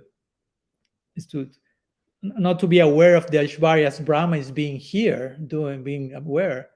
As sadhakas, in the process of forgetting that part, we have to be very much aware of that to the point of chamatkar, like Brahma is exhibiting here, of full astonishment and having insights of, okay, Krishna is unlimited, but he's localized on all these type of apparently contradictory attributes which are perfectly harmonized in him. And again, we cannot understand this by here, but we will able to understand them by practice and mercy and realization, and we need to go through those stages before entering the Braja Lila. Brahma is showing this for us sadhakas. I mean, he's a sadhaka. He's not a Sita here yet. He advanced sadhaka for sure, but he's showing to us also these stages that you will have to go through, generally speaking, at least as a sadhaka, before entering the converging point of Braja Lila. So you have to have this type of insights, even regarding the Aishwarya of Bhagavan. Lastly, Srinivas Suri, another commentator, says something else regarding the word Bhagavan also. He says, the gist of the vocative Bhagavan is, O you whose 6 qualities are devoid of any upadhi. So the 6 qualities are the ones who make one Bhagavan: full beauty and power, renunciation, wealth, fame, and... No, I say that. Strength, wealth. So he's saying, oh, you whose these 6 attributes are totally devoid of any upadhi. Now, upadhi means how to call. I mean, sometimes they are described as limiting adjuncts or designations. So although you have these qualities, your qualities are not limited by any type of designation. Although to have a quality seems to, be this, you have this particular designation, you are not limited by them because they are unlimited. You are unlimited, your qualities are unlimited, your form is unlimited, Nama, Rupa, Guna, Lila, everything is unlimited about you. So Krishna is devoid of all upadhis. Nirupadhi, you have heard that expression sometime. Nirupadhi Vaishnav. Nirupadhi means free from all upadhis. Because why? Krishna is upadhi. So if you expect to relate with Nirupadhi Krishna, you have to become yourself Nirupadhi. You cannot contact Nirupadhi Tattva, the reality who is devoid of all false designation, while yourself still being affected by that. And that's why the official definition of bhakti, I mean, Srila Rupa Goswami gives his famous definition of Uttam Bhakti, Nyabilasita Sunyam, Gyana Karmadhyana Vritam, and so on. Anukulyana Krishnanusila Bhakti Rotama. But his definition is based on another verse from Narad Pancharatra, who says, Sarvo Padi Vinirmuktam Tat Parattvena Nirmalam Hrishikesa Hrishikena Sevanam Bhakti Ruchate. So it begins with this idea, Sarvo Padi Vinirmuktam. Bhakti means, among other things, this is a tatastha lakshan, like a secondary quality, to be free from all upadhis. And not only free. I remember one lecture by Srila Bhakti Vallabh Tirtha Maharaj speaking of that. He was like screaming and pounding on the table. He'll say, because the verse says, Sarvo Upadhi, which already seems pretty much, all upadhis, Muktam will mean to be free from all upadhis, but the verse says, be near Muktam. So he will make the point. Muktam means to be free from all upadhis. Near Muktam means to be totally free from all upadhis. Be near Muktam, and he will raise his voice and pound it. Means totally, absolutely, completely free from all upadhis. Why? Because if something of that remains, you cannot contact he who is totally, absolutely, completely free from all upadhis. So that's what Mahaprabhu taught us, and that's what we are supposed to do. For example, when we enter to worship the deity or so on, you have to engage in Bhuta Suddhi, which means a purification of your sense of being, and entering into a spiritual identity, basically, in one sense, and at least conceive of yourself as devoid of upadhis. And what's the main mantra that many times is recited in our tradition? Naham vipro na chanarapatir na pivaishana sudro naham varni na chagrihapatir na vanastoyatirva kintu prodhyam nikila paramanandam purnamritabdher gopi bhartu pada kamalayor. Okay, you know that part. So that's one of the few slokas attributed to Mahaprabhu in Sanskrit, apart from Sikshastakam. This is one of them. And then Mahaprabhu, what he's saying there, I'm not the Brahmin, not the Kshatriya, not the Vaishya, not the Sudra. I'm not the sannyasi. And he was a sannyasi on some level.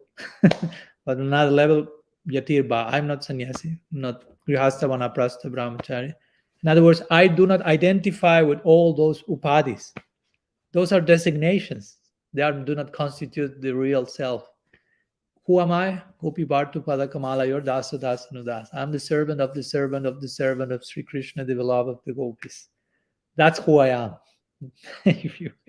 That's who we are. No? Devoid of upadhis and imbibed in bhakti samskars. So again, the conclusion here is Bhagavan means he who is devoid, whose qualities are devoid of all upadhis. Brahma is saying that in this verse, your form is transcendental, untouched by matter, with no upadhis whatsoever. And Brahma is longing, I like to relate with you in intimacy forever. So I'm realizing at this point, Brahma says, you are nirupadhi, free from upadhi. I need to be nirupadhi as well. I need to become totally free from that. Cheto darpana marjanam. I need to clean the mirror of the chitta. So that's part of our work in progress in this bhakti project. Brahma is kindly personifying all that to us through each one of these prayers. So I'll finish here. And in the next verse, which will be shared from Sofia, Bulgaria in a few days, but online, Brahma will give some further reasons to substantiate his point that Bhagavan's form is, although localized, not limited by that location, and actually is all pervading. So again, this series will continue till this section will continue till verse 22. See you in Bulgaria. And I don't know if there are any questions before finishing. Any comments? On Friday there'll be questions and answers. Yeah. See you in Bulgaria for more Brahma-stuti. See you on Friday for Q&A. But are there any questions, comments, something you may like to share? Bhaktiras? Maharaj, the last point you were making about Nirupatis, it seems like so much of our life as sadhakas, though, are focused on our upadhis, and rules and regulations are centered and really seem to highlight our upadhis in relationship with each other. So, for example, one practical example. Women on the right, men on the left. But that's not happening here. Right. Not here. But there might be other things. I don't know. That was just the first thing that came to mind. Mm-hmm. So, you don't want to, I can see how it could become problematic if you also don't pay attention to those things. But it seems like if that's the goal, if Nirupati is our goal, then why do we focus so much on? We shouldn't focus so much, no? Like Sarva Vidini said that Sureta Yori Bakinkara, no? Like it's said in Smartavya Satatam Vishnur Vismartavya Najatu Chit. Oh, we think of Krishna, never forget Krishna.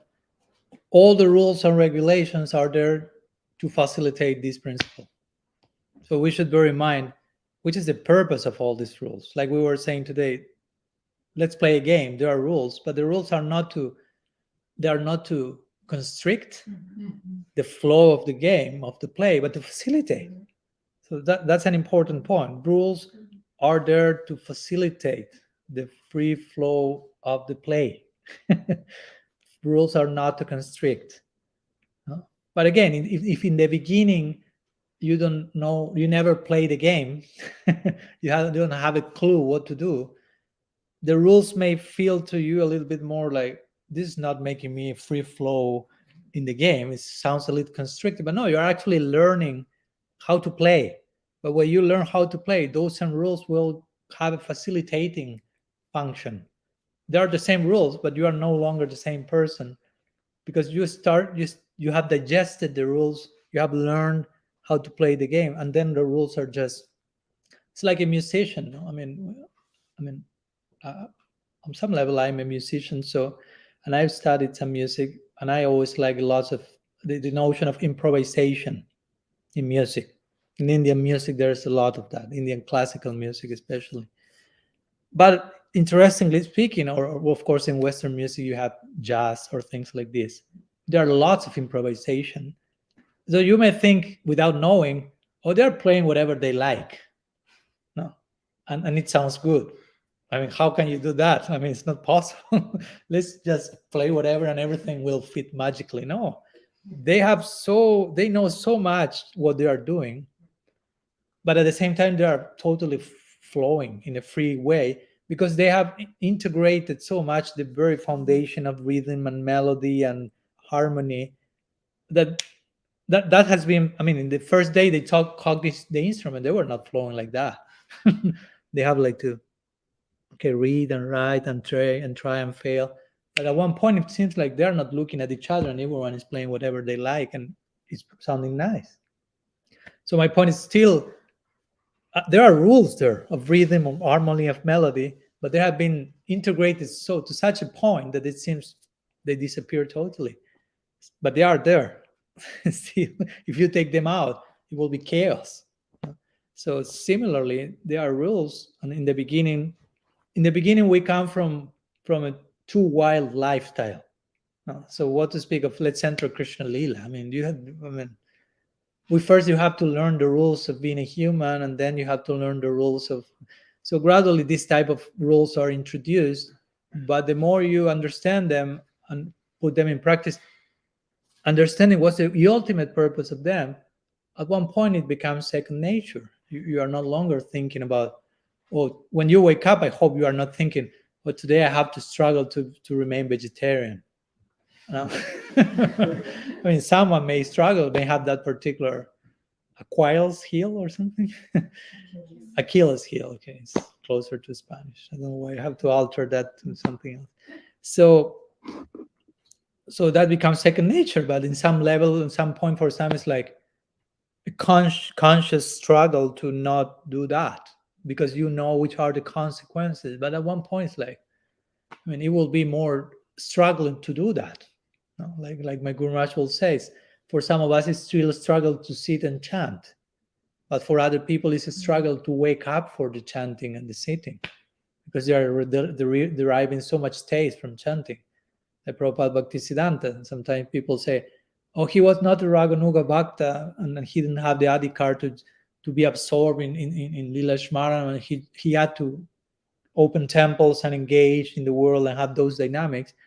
But you are losing sight that before doing that, he was doing Satakoti Nam Yajna and chanted 1 billion names, which implied chanting 192 rounds for 10 years. I mean, you cannot do that if someone even is paying you $1 million. I mean, you will go crazy if you don't have a taste for that. 10 years, I mean, and how much time does it take to chant 3 lakhs? Basically 24 hours for 1 decade. I mean, if you don't have a taste, you cannot do that. So he did that. So that means he had a taste. And for him, it was more difficult to wake up from that. And let's start Gaudiya Math. He had a taste for the name. So yeah, the idea is that the rules should facilitate, should not constrict. So if someone, and I agree that sometimes we misread this, and we, in the name of rules, end up promoting further upadhis. Like sometimes I've heard devotees saying, I don't know, they are doing kirtan, and then say, okay, so now the male devotees will sing. Reply, now the female devotees will sing. So that's contradictory to what's going on, because you are supposed to be chanting, which means you are trying to transcend gender and all these designations. But in the name of chanting, you are reminding everyone you are a woman and you are a man. Now, instead of helping each other, let's go beyond that. You follow? So of course, I do not agree. I mean, I'm not saying they are doing that with bad intention, but that's not fostering the spirit of the rule, if you will. Yeah, we may still be women and men on a certain degree of identification, and there are certain how do you say, considerations that are taking place for those who are not yet like Sukadev Goswami. Or like we were speaking today when Prabhupada went to preach to a nude camp. Yeah, I was shocked. I didn't knew that one. And very, very special devotees came from there. But he entered into a nudist camp. He gave Harikatha, and I asked, and the people in class was, at least they put clothes for the class? No. So I was like, oh my God. I mean, how much compassion and love Srila Prabhupada had, of course. But my point, of course, he could do that. He was not seeing women, men, naked people or not. But for some people, some considerations will be there. I mean, we won't tell you come with clothes to the program because we will think that's a fact. And if you do not do so, maybe some rules will be invoked. No? Because most of us are not on the platform of Uttam Bhagavats. No?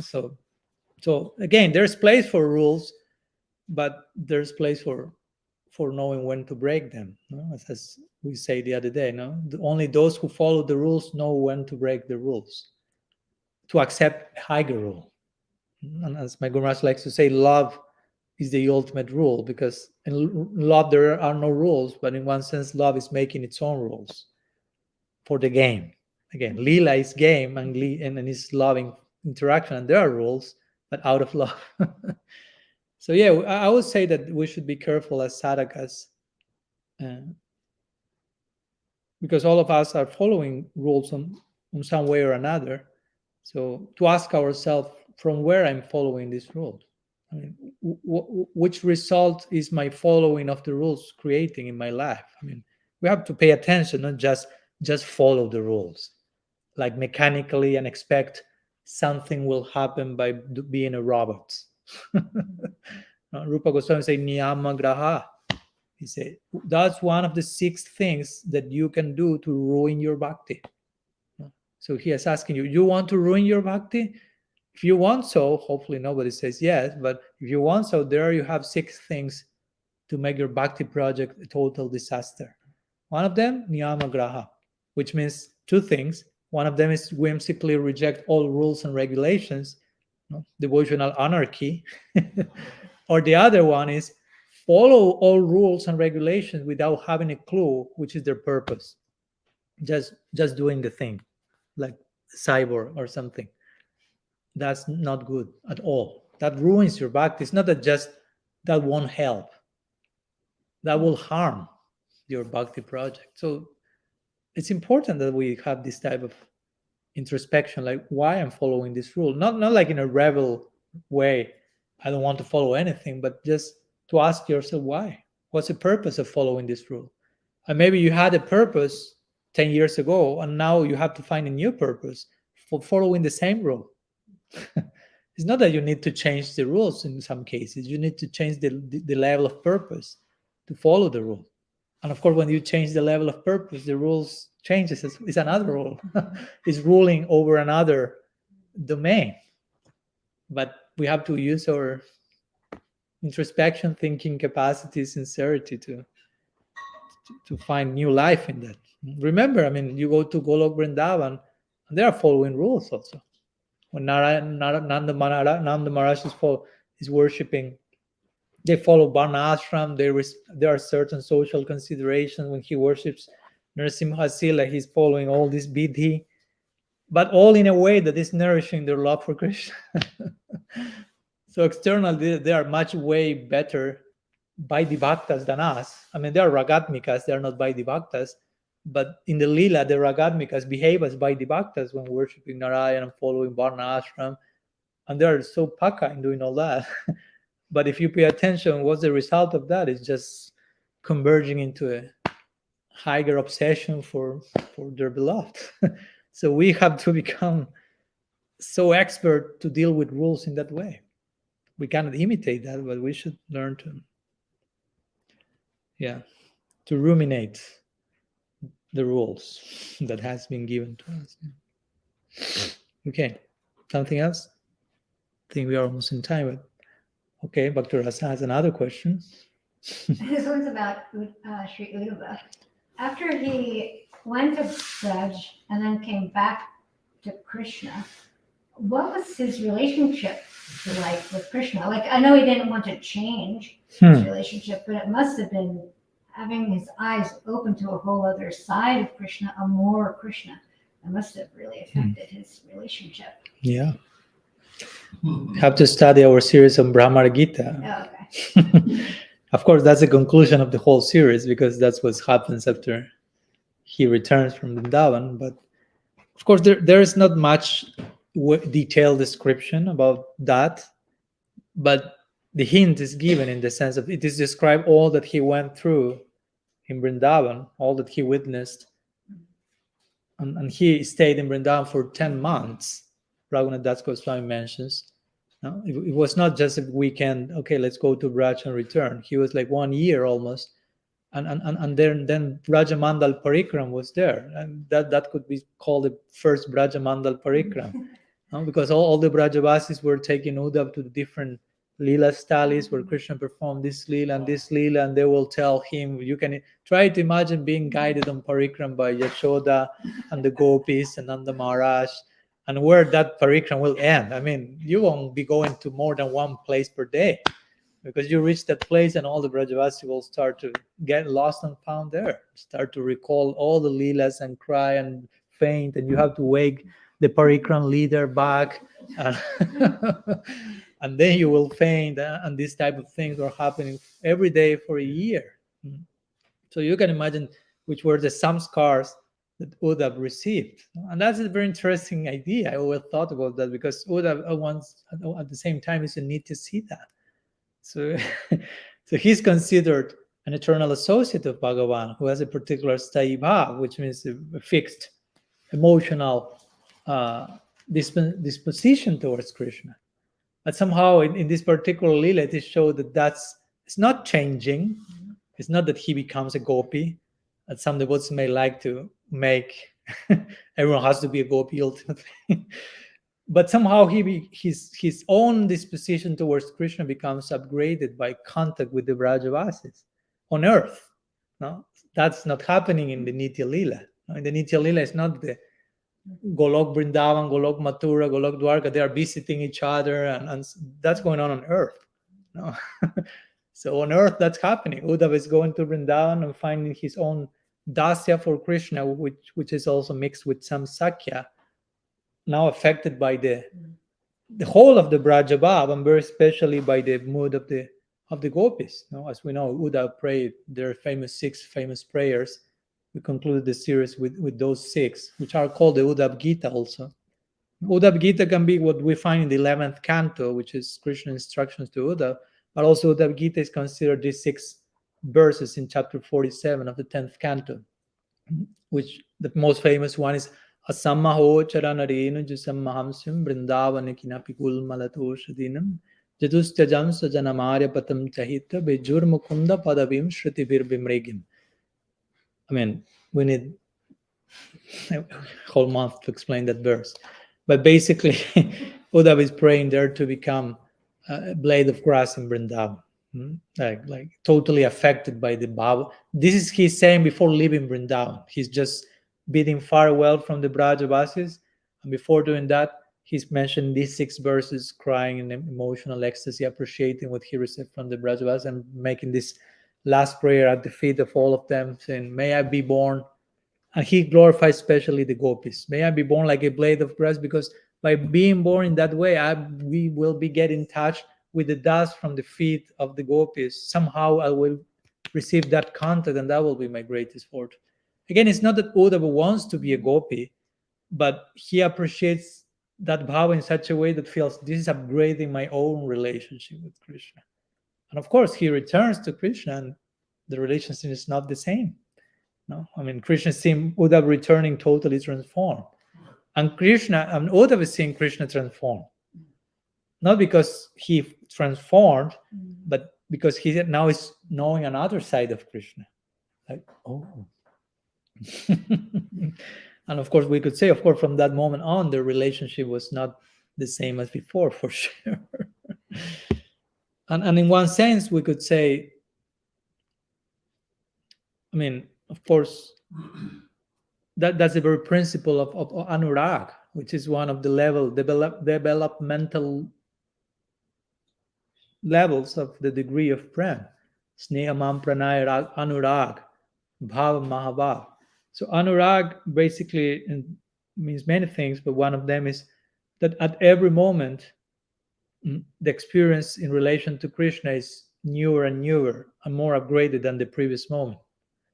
So it's not that this is only happening to Uddhav. That's my point. I mean, of course, to Uddhav happened in a very particular way. He had a particular bhava disposition, and that somehow was like contrasted with another dimension, and that affected his own disposition. But for those who are in the same disposition, let's say any of the Brajavasis or whoever, every single day and moment, their service disposition is, as we spoke today, is changing. No?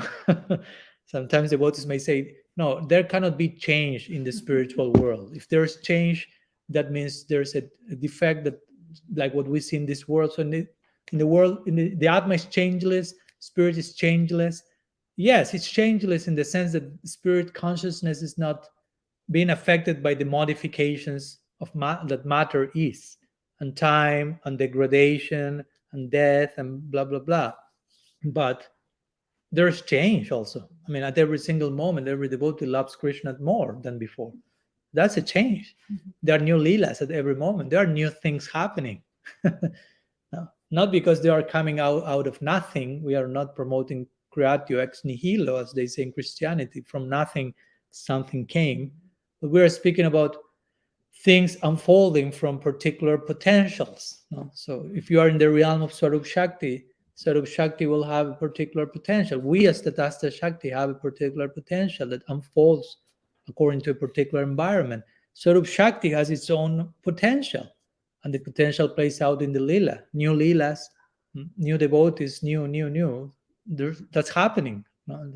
There's no problem with that. That doesn't compromise the ontological reality of consciousness and transcendence. So that's a point, not only to Uddha, but to everyone. It's getting newer and newer and newer. Krishna is becoming, the experience of Krishna is new. It's not that, if not, they will go crazy, because if you study Astakaliya Lila, it seems every single day they're doing the same. At the same time, they wake up, at the same time this happens. And imagine if there is no change internally, I mean, you will go crazy of boredom. No? Imagine, you will be sent to a place where every single day will happen the same thing.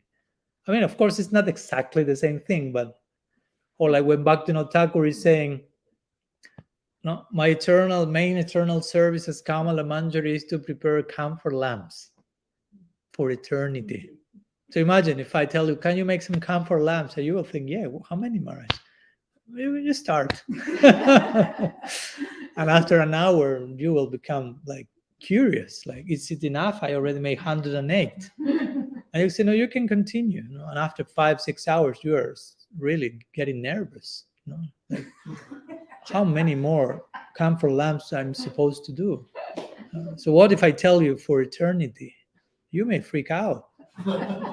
No? But Bhaktivinoda Thakur is totally satisfied, assuming I will be doing that for eternity. Of course, he's doing some other things. It's not that he's only doing that, but that's his main seva. So that the implication is externally is the same thing. Internally is never the same thing, because anurag is there. The aspect of love that makes everything being tasted as newer and newer and newer and newer, because there's no end to that, also to that experience. So here is the opposite. We try so many different things, but it's always the same. Material platform. They're always doing the same, but it's never the same. Dr. Ras has a third question. Another Guinness record here. Yeah. So kind of going off on what Bhakti Rasa was saying, Uddhava changed, from in that period of time, from where he was before to being in Vrindavan And so if you kind of juxtaposition us, everyone here, we started with zero, in a sense, right? Less than that. Negative. Less than that, Minus 108. And I mean, this philosophy, this theology is like very, very vast, and it's a little like, I mean, I can barely grab the little pinhead of it, so where do you, I guess, trying to think of the word, it's like, I don't want to be disappointed or lack enthusiasm to really find my ultimate, how do I lead myself? How does anybody lead themselves to a level that is satisfactory and achievable, Mhm. I mean, I see you, and you have a certain capacity. There's many devotees, they have so much ability to grasp all of this philosophy, and some of us are just pretty simple. Like I was just on Harinam, was it, that they came by and were waiting, the truckers, they honk their horns, that's their service. So how do we know that we're maybe making some progress? And where does that, how do we direct ourselves? That may take some time. Well, I don't know if this is possible. Will you be coming on Friday? Yes. Can we save? Huh? Can we save for Friday that question? Sure. Yes. So I can unfold a little bit more, Yes, because if yes. I can reply now, but I won't take No, I won't take an hour to reply that. That will be a lot, but I can take an hour to reply that on Friday. okay. If it's possible. Yes, I'm sure you will remember the question. No, I totally. If not, we all will remind you. Totally, no, I totally. I mean, It's all I think it's a about- question that all of us are should be doing ourselves every day, but Yeah, just in case. That's why I said it's kind of connected to what she said. Yeah. How it would have a change, and he went from this to that, Mm-hmm. and we started from zero, and now, but I started chanting Hare Krishna in 1970, and now Mhm. it's like 50 years later, and I'm thinking, geez, Mhm. where have I gone? Yeah. Yeah. Friday we'll try to Okay. unpack something. Thanks for the question. Yeah. Okay, so I think we are on time. So if there are any further questions, we can continue on Friday, which will be officially a Q&A day. So for those who would like to raise their hands more, I appreciate that. But also, yeah, we can stop here and process what we shared today, and hopefully see you on Friday. Srila Gurudev ki jai, Sriman Mahaprabhu ki jai, Shri Harinam Sankirtan ki jai, Shri Radha Gopinath ji ki jai, Shri Krishna Balaram ki jai, Grantara Srimad Bhagavatam ki jai, Shri Brahma-stuti ki jai, Gaur Bhakta Vrinda ki jai, Gaur Premananda Hari Bol, Vancha Kalpatarubhyascha Kripa Sindhubhyaiva cha Patitanam Pavanebhyo Vaishnavebhyo Namo Namo. Ananta Koti Vaishnava Vrinda ki jai, Gaur Hari Bol.